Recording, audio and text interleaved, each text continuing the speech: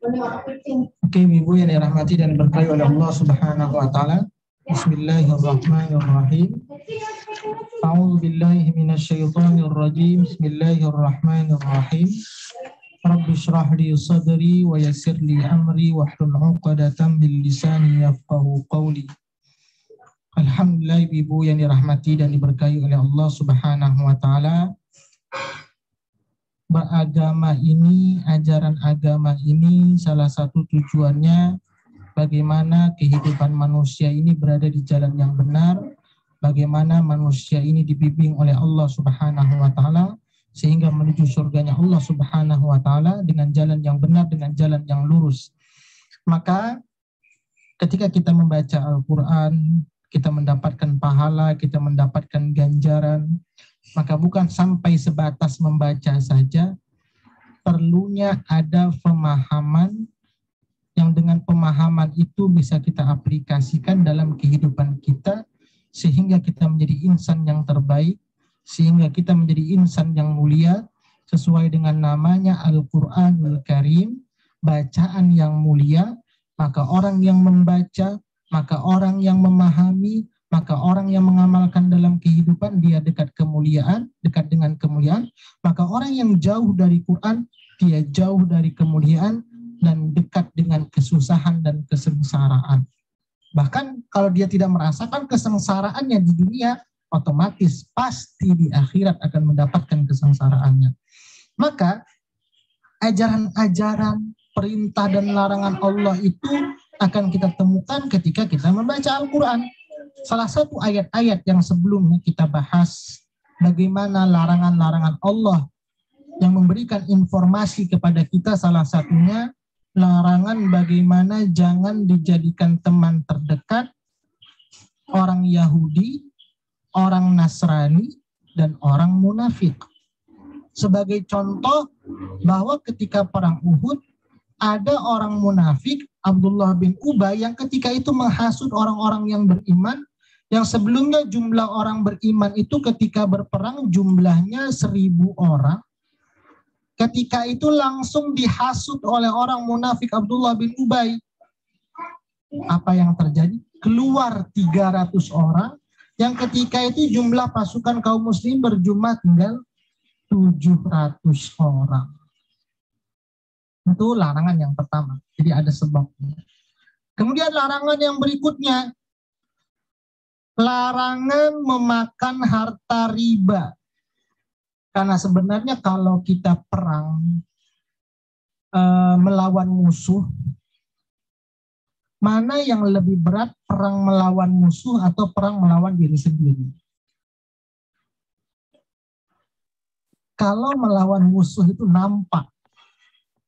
Kita bisa gimana cara menaklukkannya, kemana cara mengalahkan, gimana menjatuhkan. Kalau perang melawan diri sendiri ini nggak nampak, nggak kerasa, terlena, terbuai. Seakan-akan kita ini nggak salah. Tapi hakikatnya sebenarnya ada kesalahan-kesalahan yang kita lewati dalam kehidupan ini. Kalau tadi kita memerangi bagaimana melawan musuh, orang yang berhadapan dengan kita. Jangan jadikan orang Yahudi dan Nasrani sebagai teman. Bagaimana kita lihat juga perang ketika perang Uhud. Tapi ada sebenarnya perang yang lebih dahsyat dibandingkan itu, yaitu perang melawan diri sendiri. Apa salah satunya perang melawan diri sendiri? Bagaimana kita bisa menghindari riba? Kalau riba itu para ulama sudah sepakat mengatakan haram.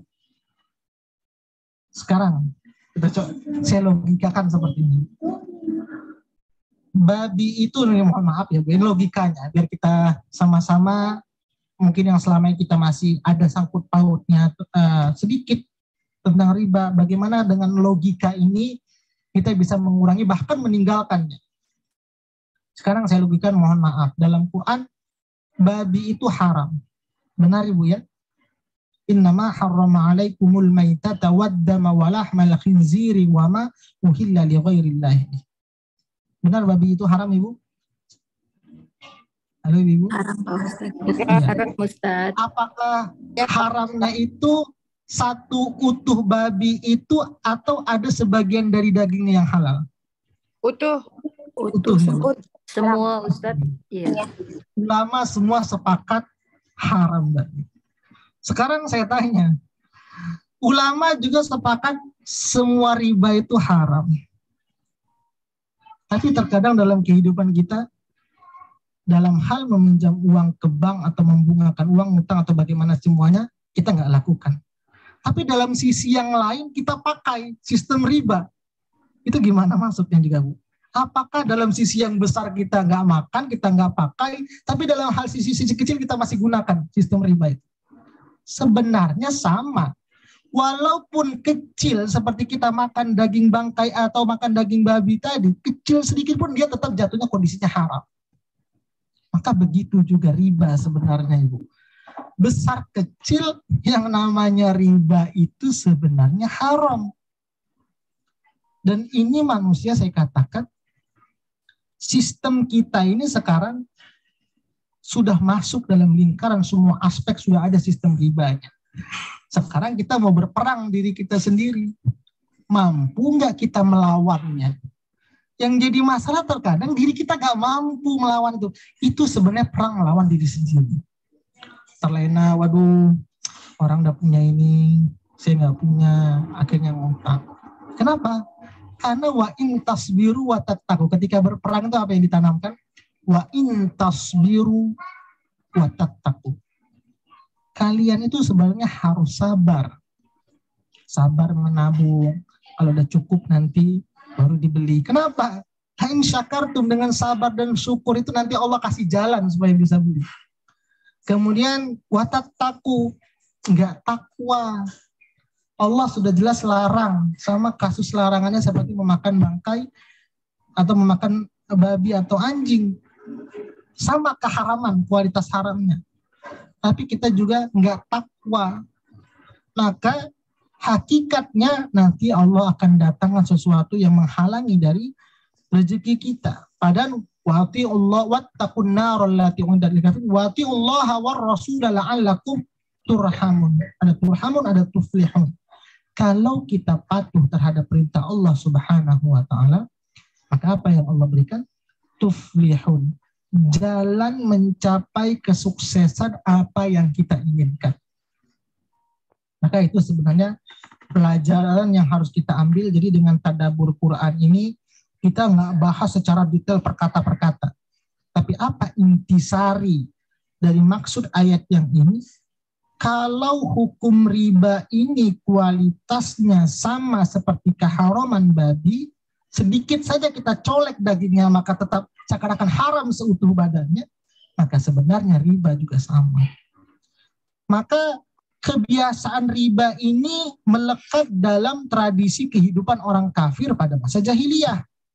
Maka yang saya katakan ketika kisah perang Uhud, ada orang jahiliyah yang dia sudah paham tentang ajaran Islam, teman-temannya sudah masuk Islam, sudah beriman, ikut perang di medan perang Uhud, tapi dia menunda.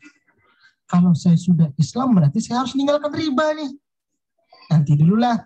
Setelah duit saya banyak, setelah untung-untung riba saya kumpulkan, saya baru Islam. Akhirnya apa yang terjadi? Dia mau ngutip uang riba, teman-temannya tadi rupanya semua pada di posisi perang Uhud, sudah beriman. Akhirnya dia datang menghampiri di perang Uhud. Apa yang terjadi ketika itu dia beriman? Maka kita lihat ada orang yang ketika itu menunda-nunda keimanannya hanya perkara ingin mendapatkan uang yang haram. Maka begitu juga Bu, jangan tunda-tunda. Kalau kita ingin berubah, kalau kita ingin hijrah, cari betul-betul agar kita keluar dari posisi lingkaran itu, maka nanti Allah akan bimbing kita bagaimana kita mendapatkan tuflihun, jalan keluar yang mengantarkan kita kepada suksesan. Maka di ayat 100, ini larangan-larangan ya Bu ya. Jadi ajarannya jangan jadikan orang Yahudi dan Nasrani jadi teman dekat. Jangan dekati riba. Kenapa orang yang dekat dengan riba? Wattaqun narul lati u'iddat lil kafirin, maka dia akan dimasukkan ke dalam neraka bersama orang-orang kafir. Kemudian orang yang melakukan perbuatan riba, kalau kita dalam buka surah Al-Baqarah, fa illam taf'alu fa'dzanu biharbin minallahi wa rasulih. Ini kalau cerita tentang riba ini dalam satu halaman juga, tapi dia banyak ayat. Kita sudah tadabbur sebenarnya 275 sampai 281 halaman 47, bahwa orang yang melakukan riba itu dekat dengan syaitan. Kemudian dia seperti orang berdiri dalam kondisi gila. Kemudian orang yang melakukan riba itu Allah akan hancurkan sedikit demi sedikit. Yamhaqullahu riba wa yurbis shadaqat. Nah, bagaimana cara menghilangkan riba tersebut? Dengan bersedekah. Kemudian apalagi ancaman orang yang melakukan riba? Fa illam taf'alu fa'dzanu biharbin minallahi wa rasulih. Orang yang melakukan riba itu sebenarnya dia mengajak perang dengan Allah dan Rasul. Gimana kalau lawan perang kita Allah dan Rasul? Bisa menang nggak gitu? Sampai kapan pun nggak menang. Yang dilawan Allah, lawan perangnya Rasul. Kita manusia lemah. Sampai kapan pun kita nggak akan menang. Itu dari Quran. Bahkan di dalam hadis dikatakan, orang yang melakukan perbuatan riba sama lebih besar hukumannya seorang anak yang menzinahi orang tuanya. Bayangkan ini. Tapi itu sudah masuk dalam lingkungan kita. Mudah-mudahan kalau seandainya kita masih ada terserempet sedikit-sedikit, mudah-mudahan dengan membaca ayat ini kita berusaha.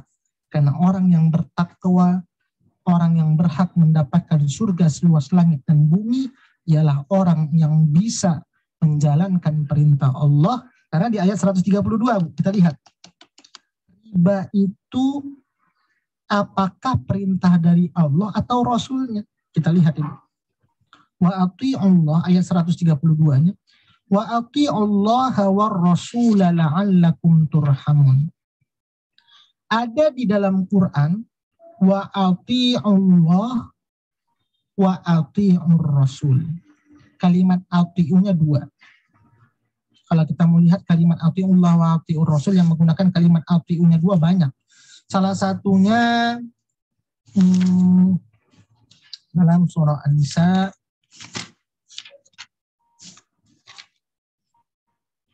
ayat 59. Halaman 87.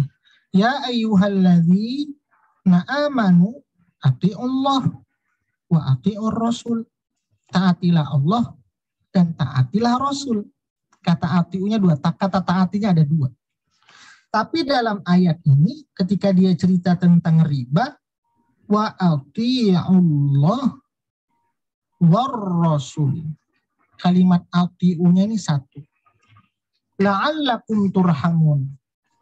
Jadi di sini, dan taatilah Allah dan Rasul supaya kamu memberikan rahmat. Saya logikakan seperti ini, supaya Ibu bisa memahami ayat ini. Bahwa hukum riba ini, contoh, saya minta tolong ke Bu Sri. Bu Sri, tolong saya perintahkan ini kepada Bu Heni. Contoh kalimatnya, Bu Sri saya minta tolong ambilkan nasi saya di rumah Bu Heni. Atau sampaikan pesan ini, suruh belajar tajwid kepada Bu Heni. Siapa yang perintahkan? Saya. Maka perintah saya ini tidak boleh bergeser, harus Bu Sri menyampaikannya kepada Bu Heni. Oh tadi Zulfirman pesan ke saya untuk menyampaikan kepada Bu Heni harus belajar tajwid. Sumbernya dari saya, informasinya sama. Intinya belajar tajwid sampai kepada Bu Heni. Maka hukum riba itu seperti itu. Perintahnya dari Allah dan Rasul juga sepakat tidak ada perubahan dan disampaikan kepada umatnya. Tapi kalau menggunakan kalimat ati'ullah wa ati'ur rasul, kita taat kepada Allah, bisa juga taat yang ketika taat kepada Allah sampai redaksinya kepada umatnya Rasul menyampaikan sama. Atau saya seperti ini logikakannya. Wahai ibu-ibu sekalian, tolong dengarkan instruksi saya, ibu-ibu semua harus belajar ikhfa, izhar, iqlab. Nanti langsung dibimbing oleh Bu Sri. Tapi nanti ketika dibimbing oleh Bu Sri, apapun yang diperintahkan Bu Sri, ibu-ibu harus tetap ikuti. Ada instruksi tambahan nggak kebebasan oleh Bu Sri? Ada. Nah, kalau Allah menggunakan Allah, jadi kalau saya tekankan seperti itu, ini kan dari atasan nih. Saya sampaikan ke Bu Sri contohnya. Ibu-ibu nanti apapun yang diperintahkan Bu Sri di luar dari perintah saya, ibu-ibu harus wajib kerjakan. Jangan melanggar perintah Bu Sri. Nah, kalau Allah menggunakan Allah wa Rasul, ada terkadang perintah Rasulullah itu bukan dari perintah Allah, tapi kita tetap harus melakukannya. Nah, ini bisa dilogikakan, pahamnya. Mana yang menggunakan ATU 1, mana ATU 2. Bisa dipahami logika saya? Iya, Pak. Iya, Pak. Boleh, Ya. Pak. Jadi hukum riba ini sebenarnya Allah yang memerintahkan, dan yang disampaikan Rasulullah itu adalah atas perintah Allah, bukan perintah yang Rasulullah buat, bukan berdasarkan dari Allah. Jadi pengharaman riba di sini adalah wa'atiullah wa rasul la'allakum turhamun. Allah dan Rasulnya yang melarang. Maka salah satunya orang yang melakukan riba itu lawannya Allah dan Rasul. Maka itulah ibu salah satu larangannya. Nah, bagaimana ibu-ibu kalau seandainya kita sudah melakukan dosa, jadikan teman Yahudi orang-orang terdekat, tidak taat kepada Allah dan Rasul, kemudian kita melakukan perbuatan riba, maka di ayat 133-nya wasari'u, ada kalimat wasari'u, dan bersegeralah. Bersegera itu kalau bahasa bergegas, cepat-cepat. Cepat-cepat di sini menggunakan bahasanya jamak. Jamak itu berarti banyak orang. Saya logikakan lagi biar bisa memahami. Bu Sri hari ini mau masak sambal tempe. Ah, ini pengen ke pasar lah. Bergegas, takut nanti kesiangan. Tapi sendirian. Bergegas, sendirian. Tapi dengan kondisi yang lain, hari ini ada pengajian, mulainya jam 9, jamaahnya ramai. Kalau lewat dari jam 9, pintu masjidnya ditutup. Karena kondisinya ramai, Bu Sri juga harus bergegas-gegas. Mana yang lebih serius geraknya, gerak sendiri tanpa ada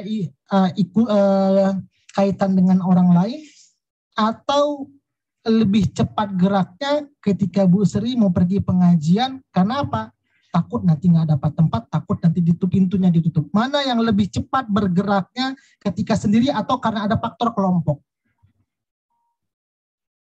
Faktor kelompok, Ustaz. Faktor kelompok. Nah, maka di sini dikatakan itu Allah menggunakan bahasanya jamak. Kalau tunggal sur'atun. Tapi di sini wasari'u, bersegera-geralah. Kalau di ayat lain tidak bersegera. Di ayat lain menggunakannya berlomba-lombalah. Orang yang berlomba itu sendiri atau ramai-ramai? Sendiri. Orang lomba itu sendiri atau ramai-ramai? Ramai, Ustaz. Ramai. Biasanya kalau berlomba itu ada usaha kerja keras agar kita jangan kalah. Pasti mengeluarkan semaksimal mungkin daya upaya yang maksimal, kesungguhan, berlatih dan lain sebagainya agar kita mendapatkan hasil perlombaan yang baik. Kalau menggunakan bahasa lomba, itu menggunakan dalam surah Al-Hadid ayat 21. Sabiqu. Kalau ini jadi wasari'un, sama-sama jamak. Berlomba-lombalah. Kalau dalam surah Al-Hadid bunyi ayatnya sama. Hanya di awalnya saja beda. Wasari'u ila maghfiratin mir rabbikum. Kalau ini sabiqu ila maghfiratin mir rabbikum. Hanya awal, bunyi ayat akhirnya sama, hanya permulaannya saja berbeda. Bahwa ini mengidentifikasikan ramai orang. Nah, bagaimana cara menerapkan ayat ini dalam kehidupan kita ini? Ayo, di luaran sana orang sudah maghfirah, banyak yang tobat, banyak yang sudah meninggalkan riba, banyak yang sudah mendekatkan diri kepada Allah. Wasari'u, bersegeralah, berlombalah. Jangan sampai kalian lambat. Jangan sampai kalian ketinggalan. Jangan sampai kalian telat. Karena kan kalau namanya lomba itu jangan sampai kita ketinggalan dari lawan kita. Segera berlomba. Maka itulah fastabiqul khairat. Berlomba-lomba dalam kebaikan. Bukan lomba dalam kebaikan, tapi berlomba-lomba dalam kebaikan. Oh, di luaran sana ada orang sudah yang dulu tidak bermaksiat, sekarang sudah taat. Saya ini kapan lagi? Oh, di luaran sana orang sudah mulai baca Quran. Saya ini kok belum juga baca Quran. Oh, di luaran sana orang yang sudah rajin mengaji. Saya kok juga nggak ngaji-ngaji. Jadi seperti itu, Bu. Ayo, jangan mau kalah. Kemana? Ila maghfiratin mir rabbikum. Menuju ampunan Allah Subhanahu wa ta'ala. Kalau yang tadi kita makan riba, kalau yang tadi kita dekat dengan orang-orang yang melalaikan kita, ayo tinggalkan, pindah segera menuju ampunan Allah Subhanahu wa ta'ala. Karena bagi orang yang menyegerakan dalam hal kebaikan menuju ampunan Allah Subhanahu wa ta'ala, mir rabbikum wa jannatin arduha. Kata ardun itu kalau diterjemahkan secara bahasa itu artinya lebar. Lebar itu kalau ibu-ibu beli tanah atau beli rumah, mana yang lebih luas antara lebar dengan panjang? Ibu punya rumah nih, mana rumah ibu yang lebih luas lebarnya atau panjangnya? Panjang. Panjang. Kalau gambarannya saja ibu, orang yang menyegerakan dalam hal bertobat, orang yang meninggalkan hal-hal yang dilarang oleh Allah Subhanahu wa ta'ala, Allah siapkan nanti di akhirat kelak rumah yang lebarnya, bukan panjangnya, lebarnya nih Bu ya, apalagi panjangnya. Lebarnya itu dikatakan tempat tinggal mereka nanti di surga seluas 7 lapis langit dan 7 lapis bumi. Luar biasa itu. Maka ini ada kisah dikatakan. Ada orang yang terakhir sekali diangkat dari neraka.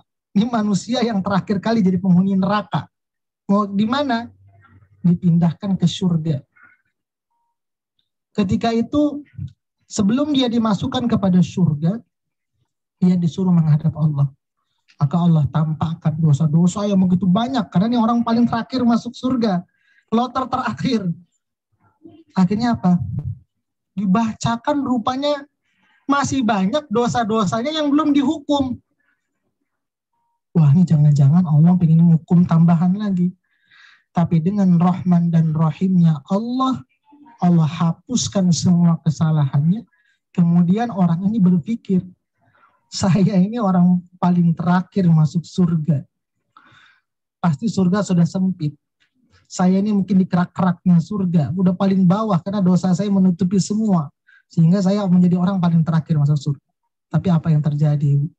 Ketika beliau berada surga tingkatan yang paling bawah, itu menemukan surga rumah tempat tinggalnya seluas langit dan bumi. Luar biasa itu. Maka sebenarnya beruntung kita bersegera menabung amal, mempersiapkan untuk surga kita. Bahkan dikatakan tingkatan surga yang paling tertinggi itu sesuai dengan tingkatan bacaan Quran kita. Karena tingkatan jumlah surga itu tingkatannya sama seperti jumlah ayat Quran. Maka beruntung kita bisa dekat selalu dengan Quran dan mudah-mudahan Quran ini menjadi amal ibadah di sisi Allah Subhanahu wa taala. Maka tadi wajannatin arduhas samawati wal ardh.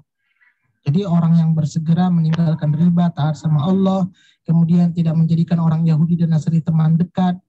Kemudian mereka uiddat lil muttaqin, jadi orang yang patuh terhadap perintah Allah dan Rasul.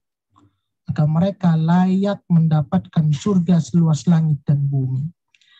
Kemudian amalan apa lagi selain meninggalkan riba, menjadi orang yang bertakwa, tidak menunda-nunda dalam hal kebaikan? Ini bagian dari memusuhi diri sendiri. Oke Bu ya? Jadi kan musuh kalau perang Uhud nampak lawannya. Kalau perang menjauhi orang Yahudi Nasrani nampak lawannya. Memakan riba memusuhi diri sendiri. Bagaimana melawan musuh pada diri sendiri. Dalam hal menunda-nunda kebaikan, lawannya siapa? Diri sendiri atau orang lain? Menunda-nunda kebaikan itu lawan kita diri sendiri atau orang lain? Diri sendiri. Kita sedang berperang dalam diri sendiri. Kalau kita kalah, bukti perang kita gimana kalau kita kalah melawan diri kita sendiri? Karena sebenarnya perang yang terberat itu bukan melawan orang lain, perang diri sendiri. Aduh nanti dululah tidur, aduh nanti dululah nonton TV, apalagi ya, macam-macam lah, banyak kadang alasannya ya. Nah kalau orang seperti itu sebenarnya dia kalah dalam berperang melawan diri sendiri. Maka tadi bagaimana dia ciri orang-orang yang menang? Lawan riba, segera jangan menunda-nunda dalam kebaikan. Itu sebenarnya dia sudah menang dalam melawan perang diri sendiri. Kemudian apalagi? Alladzina yunfiquna fis-sarra'i wad-dharra. Itu orang-orang yang menafkahkan hartanya, menginfakkan hartanya. Jadi menginfakkan. Para ulama sebenarnya makna infakkan sini sebagian memang banyak pendapat itu tentang materi. Baik di waktu lapang maupun sempit. Tapi sebenarnya hakikat infak itu tidak materi saja. Bisa tenaga, bisa pikiran, bisa waktu. Nggak punya uang, tapi saya punya tenaga kuat nih. Saya infakkan tenaga saya. Nggak punya uang, nggak punya tenaga. Oh ini dia punya pikiran yang cemerlang. Berikan gagasan-gagasan yang terbaik. Itu adalah infak. Maka ditanya, sebenarnya siapa orang yang paling rugi di dunia ini? Siapa orang yang paling miskin di dunia ini? Orang yang paling rugi, orang yang paling miskin ialah orang yang banyak harta, orang yang kaya, tapi dari harta dan kekayaannya itu tidak bisa memberikan kemanfaatan untuk akhiratnya. Itu sebenarnya orang miskin nih. Karena banyak orang yang mungkin hartanya ala kadarnya saja, biasa-biasa saja. Tapi tadi dengan kemiskinannya, dengan kekurangan hartanya, alladzina yunfiquna fis-sarra'i wad-dharra. Dalam waktu yang begitu sempit dalam dirinya kekurangan, tapi dia masih bisa menyisihkan sebagian hartanya untuk kebahagiaan akhiratnya. Ini sebenarnya kisahnya kepada perang Uhud. Bagaimana ketika perang Uhud, kaum muslimin ketika itu kalah. Tidak mendapatkan harta rampasan perang. Tapi walaupun sebenarnya dalam kondisi kesulitan sekalipun, jangan pernah tinggalkan kita berinfak. Karena kemarin juga ketika kita bahas dalam surah Al-Munafiqun ayat ke-9 dan ayat ke-9 dan ayat ke-10. Bagaimana ada orang yang minta menunda kematiannya kepada Allah hanya sekedar ingin berinfak dari sebagian hartanya. Minta tunda mati, meninggal hanya untuk infak. Tapi kan nggak bisa lagi. Maka ibu-ibu semuanya, saya katakan dalam kehidupan ini ada 3 yang mengikuti manusia ke alam kuburnya. Apa yang 3 itu yang mengikuti ke alam kubur kita ibu-ibu? Yang pertama yang mengikuti ke alam kubur kita adalah keluarga. Istri, anak, cucu, orang tua. Intinya keluarga kita. Ngantar sampai ke liang lahat. Kemudian siapa lagi yang mengantar kita ke alam kubur? Harta yang sudah kita cari. Beli mobil, kemudian kita ketika sudah meninggal, kita mungkin disolatkan di rumah yang mewah. Kemudian disiapkan semuanya di rumah kita, kemudian diantar pakai mobil kita, keluarga naik mobil yang selama yang kita cari, kemudian keluarga mengantarkannya, mobil diparkirkan di parkiran perkuburan. Kemudian amal yang selama ini kita sudah persiapkan juga akan mengantar kita. Akan tetapi apa yang terjadi? 2 pulang. Istri pulang, anak pulang, cucu pulang. Mobil yang selama ini kita sudah dari pagi sampai malam kerja, kemudian kita beli dengan mobil mewah, semua perhiasan kita beli, juga pulang dibawa anak istri semua mobilnya. Siapa yang menemani kita di dalam kubur? Itu adalah amal kita. Maka mungkin seminggu, 2 minggu, keluarga masih sedih, masih terbayang kita meninggal. 1 tahun, sudah normal lagi kehidupan. Bahkan nggak sampai 1 tahun terkadang. Sebulan saja sudah normal lagi. Rasa sedih itu sudah mulai hilang. Maka kalau seandainya kita nggak bawa amal, harta itu tidak bisa menyelamatkan kita. Jadi kan saya katakan, siapa sebenarnya orang miskin di dunia ini? Bukan orang yang nggak punya harta. Orang yang punya harta, dari harta yang dia miliki itu tidak memberikan keselamatan untuk akhiratnya. Itu sebenarnya orang miskin di dunia ini.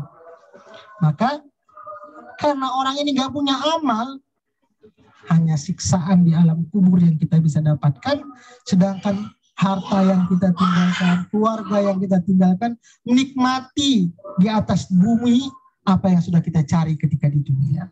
Maka mudah-mudahan ibu-ibu, bagaimana orang yang terbaik itu sebenarnya dengan dunia yang ia miliki, kita bukan berarti kita harus hidup miskin, tidak. Tapi apa yang sesungguhnya kita miliki ini bisa mengantarkan keselamatan untuk akhirat kita. Itu sebenarnya hamba yang terbaik.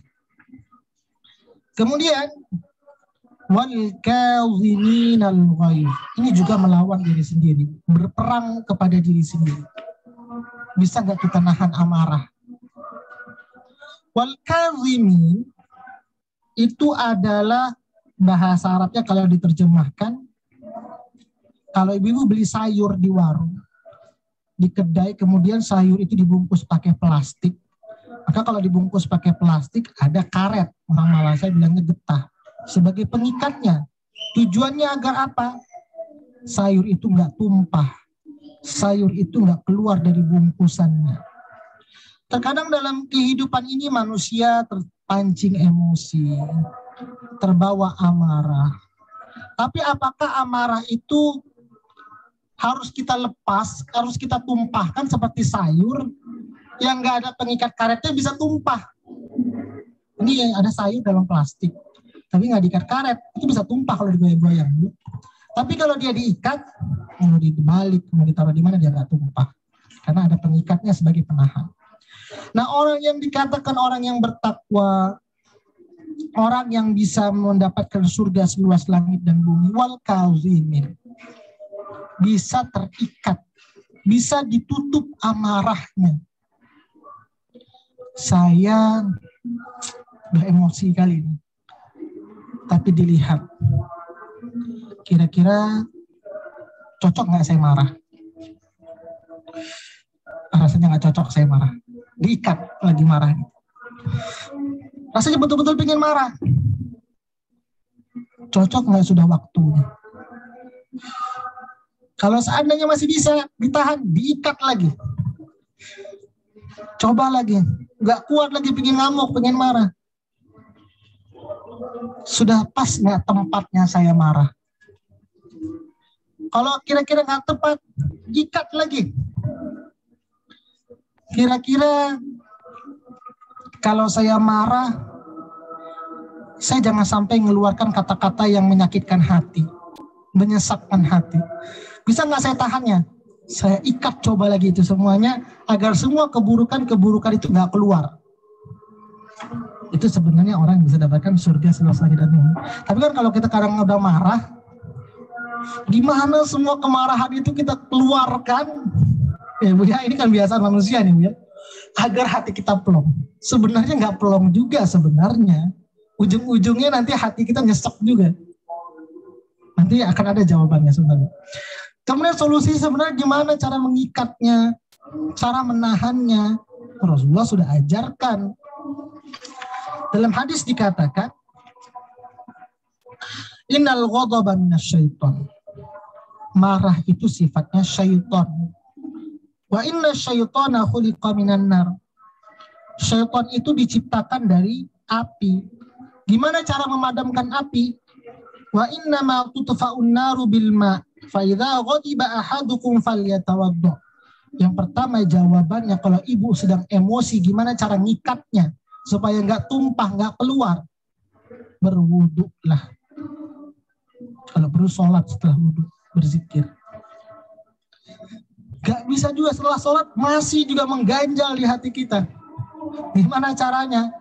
Idza ghadiba ahadukum wa huwa qa'imun falyajlis. Kalau seandainya contoh lagi marah dalam posisi berdiri. Biasa kalau berdiri itu langkah bisa kemana-mana ya Bu ya. Ambil piring, ambil gelas, ambil apa lagi? Ambil cangkul atau apa semuanya. Gimana? Dilemparkan. Maka kata Rasulullah, baginda Rasulullah, kalau seandainya kalian posisi marah sedang berdiri, udah berwudu nggak mempan, tapi dalam kondisi berdiri, karena orang berdiri itu bisa banyak hal yang dilakukan, maka falyajlis, duduklah. Paling tidak kalau orang duduk itu berkurang pergerakannya, karena setan pasti akan mengantarkan semakin buruk gitu. Kemudian faida dzahaba anhul ghadab, kalau udah duduk nggak pergi juga itu marah, wa illa falyattaji, bawa berbaring atau bawa istirahat. Paling enggak tadi wudhu itu jadi penenang, atau baca Quran. Ini salah satunya ajaran yang disampaikan solusinya kalau kita marah. Nah kalau seandainya seperti itu hati masih nyesak, sudah tersimpan, nggak dikeluarkan, ini gimana coba caranya ini? Maka naik lagi tingkatannya. Tapi namanya mau dapat surga ya Bu ya. Namanya berperang diri sendiri. Namanya berperang itu berat Ibu. Orang berperang itu mengorbankan jiwa dan harta. Seharusnya berperang juga terhadap diri sendiri seperti itu. Perasaan harus kita lawan.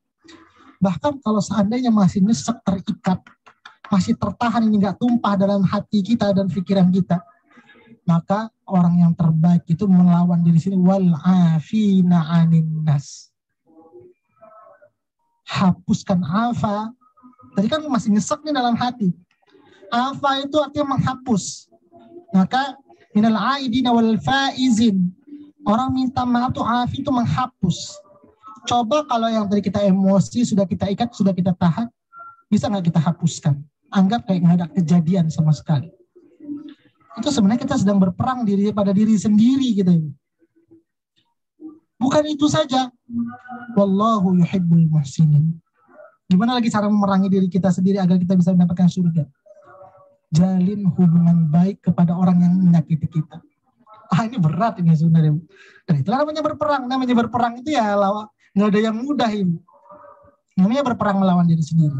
Maka Allah menyukai orang-orang yang seperti itu. Kemudian saya tambah satu ini karena sudah mau pukul 2 ya. Mungkin sampai 1:34 saja, ini nggak ada tambahannya kita, hanya pengulangan saja. Insya Allah nanti nggak apa-apa ya Bu ya, paling nggak dengan mengulang ini kita menjadi pelajaran dalam diri kita bahwa berperang terhadap diri sendiri itu jauh lebih berat dibandingkan berperang melawan musuh yang ada di depan mata kita.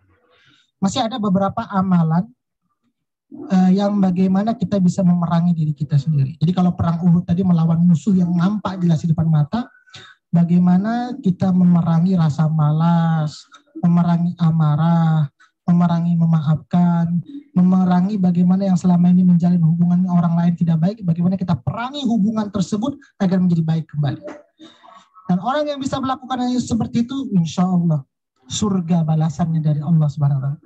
Kalau perang berjihad mati syahid, apa balasannya itu?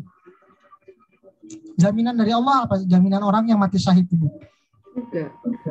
Surga. Itu nampak musuhnya di depan mata. Allah juga nggak mau tidak memberikan balasan yang seimbang. Kalau tadi dalam berperang melawan musuh balasannya surga, maka sebenarnya orang yang bisa memerangi diri sendiri juga balasannya surga. Kan nampak tuh seimbang ya Bu ya. Jadi ngelawan musuh dengan ngelawan diri sendiri, perangnya balasannya sama. Maka mudah-mudahan Ibu, yang paling berat itu adalah melawan diri sendiri. Mudah-mudahan kita bisa berperang melawan permasalahan-permasalahan yang ada di dalam diri kita. Mohon maaf hari ini tidak ada tambahannya, jadi mengulang saja. Tapi mudah-mudahan mengulang ini menguatkan tekad kita lagi agar kita bisa memperbaiki kekurangan-kekurangan yang ada di dalam diri kita. Ini saja mungkin karena sudah mau jam 12 Ibu. Yang dapat saya sampaikan, silakan ada yang mau tanya sebelum ditutup. Dia boleh tanya Pak. Dia boleh tanya. Paham Bu penjelasan saya Bu Sri? Paham. Ya. Mau contoh-contoh yang riba itu. Kredit motor riba enggak? Gimana Ibu? Kredit motor riba enggak? Iya. Sekarang lihat sistemnya. Sekarang saya tanya dulu.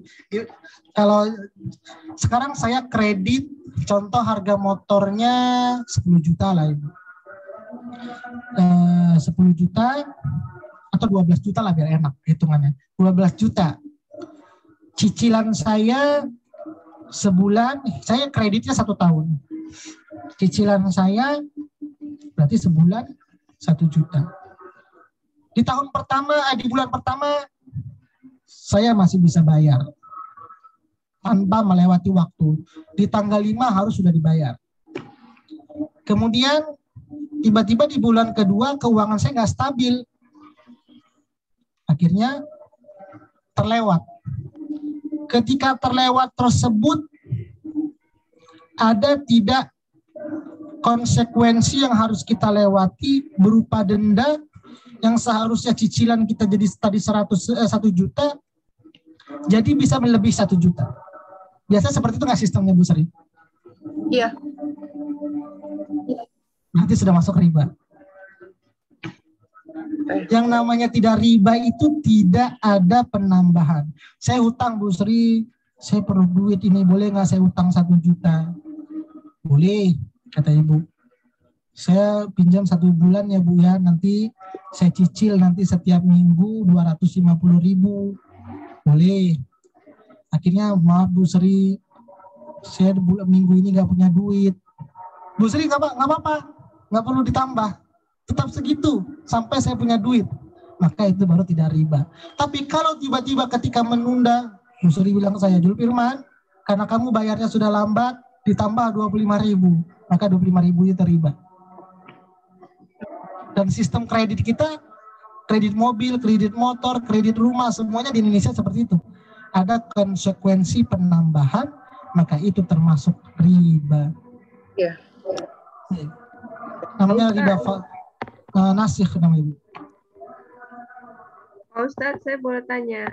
Ya. Oke, kalau masalah apa namanya?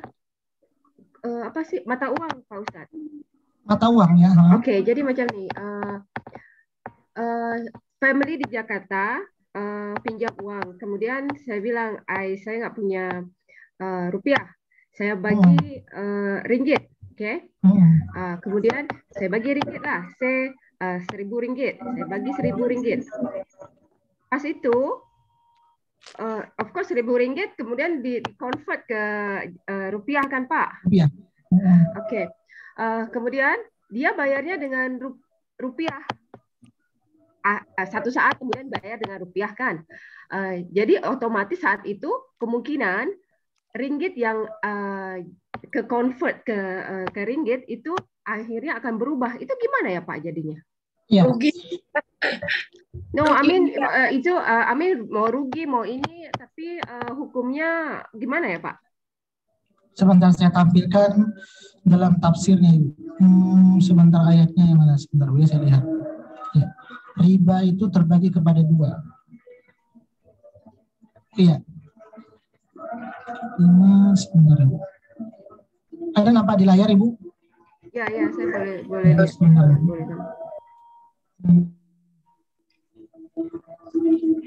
Saya lihat ayatnya.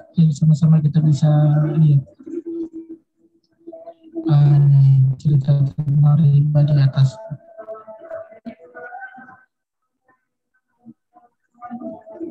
Ya, riba itu terbagi kepada 2. Di sini saya jelaskan.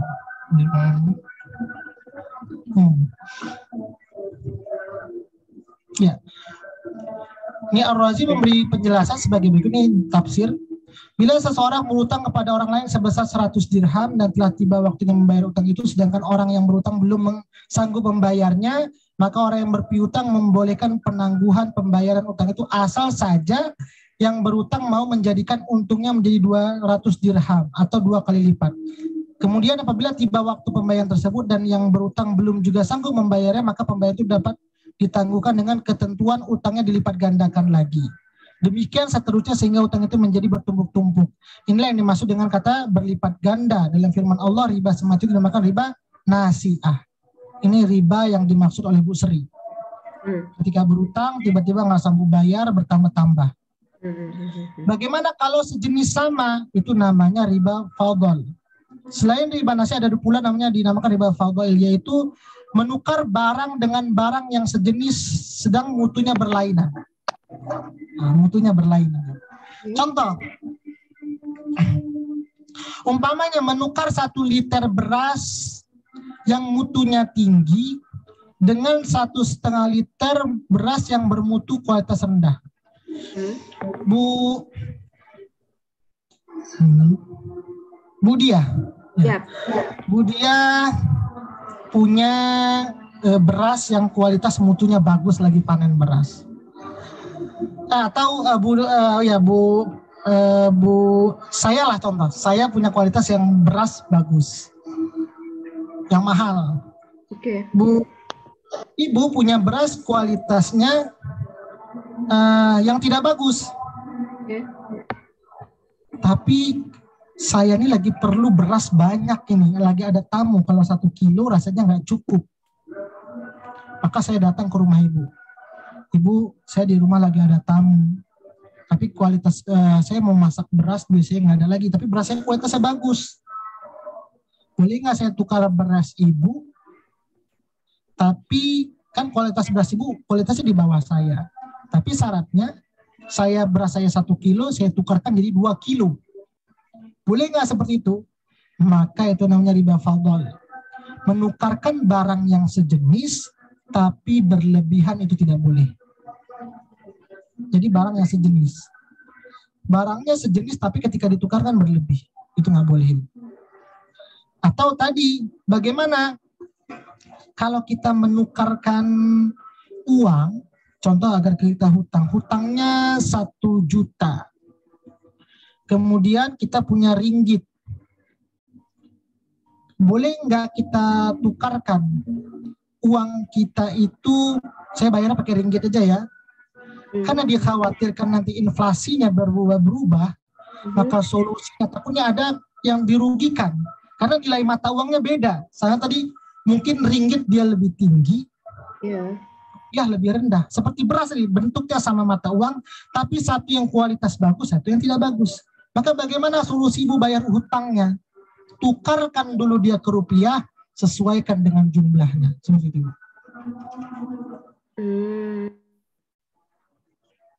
Itu cara membayar agar tidak kena hukum riba.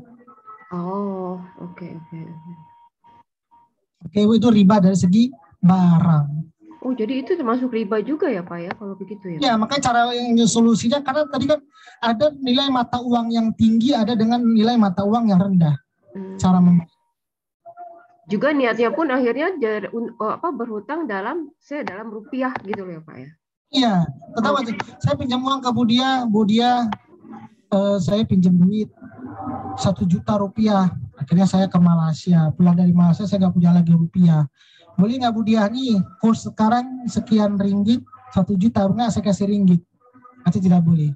Harus tetap dengan rupiah juga dengan jumlah yang sama. Nah, zaman sekarang gimana Kak? Sudah ada solusinya, ada money changer seperti itu. So kalaupun saya mau dibayarnya dengan ringgit pun, yang punya hutang tuh harus cari ringgit sesuai dengan jumlah yang kita. Iya. Oke. Ustaz, saya pinjam dalam USD, tapi kebetulannya saya bilang dalam ringgit sekian, dalam rupiah sekian, tapi dia kirim dalam USD karena nggak punya ringgit, nggak punya rupiah. Terus dia bilang gantinya gimana nih, pakai rupiah atau enggak? Ya sesuai uang yang kamu kirim lah, karena kalau ikut uang yang saya pakai, rugi yang kirim. Karena saya sering kali dirugikan juga. Banyak yang pinjam rupiah, gantinya rupiah. Padahal di sini kan uang ringgit saya dirupiahkan jadi kecil, banyak hilang gitu. Jadi Jadi pengertian sendiri aja saya gantinya dengan uang yang sesuai dikeluarkan gitu. Ya, jadi mengganti tadi Bu, sesuai yang kita keluarkan. Kalau memang kita meminjamkannya rupiah, ya balikannya rupiah. Ya. Kalau ringgit ya dengan ringgit, kalau dolar ya dengan dolar, seperti itu. Iya. Sejenis aja lah ya Pak. Sejenis dia. Kemudian ketika sejenisnya tadi nggak ada boleh kelebihan. Oke. Baik Ustaz, terima kasih. Nah, ini karena sudah mau dekatin waktu Jumat. Lagi Pak Ustadz, satu ya, lagi. Boleh. Jadi kemarin soal pasal tadi sholat sebagai pengikat tiang agama, oke. Jadi saya punya kawan, dia itu baik, punya uang, bla bla bla, rajin sedekah whatever lah, but dia nggak sholat. Kemudian dia dengan kita ngobrol saat itu, kemudian dengan inilah cara saya bahasa saya aja ya Pak ya, jadi lebih enak. Inilah cara gue untuk beriman ke Allah gitu. Jadi saya cari ibadah yang lain gitu. Ibadah yang lain bisa masuk surga.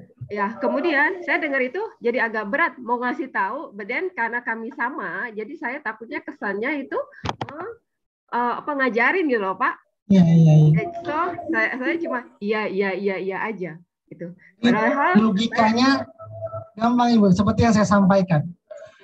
Kita menuju surga itu seperti membangun rumah. Nanti logika kan gitu. Apa dalilnya? As-sholatu imaduddin. Sholat itu tiangnya agama. Rumah itu bisa terbangun ketika ada pondasi. Ibadah yang lain itu sebagai pendukung sebenarnya agar terciptanya rumah itu. Tapi pondasi awalnya agar terciptanya, agar diterimanya ibadah kita yang lain adalah sholatnya. Maka seperti infak, zakat itu ibarat batu bata, plasternya, sengnya. Nah kalau nggak ada pondasinya mungkin bisa terbangun, tapi dia tidak kokoh. Kenapa? Karena pondasi itu yang awal bisa berdiri ya rumah tersebut. Seperti itu. Jadi nanti kalau dia jawabnya seperti itu, ini mungkin cara saya untuk raihnya kebaikan, tapi saya nggak sholat, tapi yang lain saya kerjakan. Ya umpamakan seperti itu. As-sholatu imaduddin. Sholat itu tiang agama. Kalau memang kita membangun kebahagiaan di akhirat kelak, membangun kebahagiaan baru seperti membangun rumah pondasinya. Pondasinya nggak ada, mungkin bisa terbangun, tapi berapa lama rumah itu hancur lagi. Karena yang menyambungkan hati kita ke Allah tuh nggak ada, sholatnya itu nggak ada. Ya. Jadi gampang seperti itu. Ya. Jadi percuma ya Pak. Ya seperti itu. Oke Pak, terima kasih banyak. Terima kasih.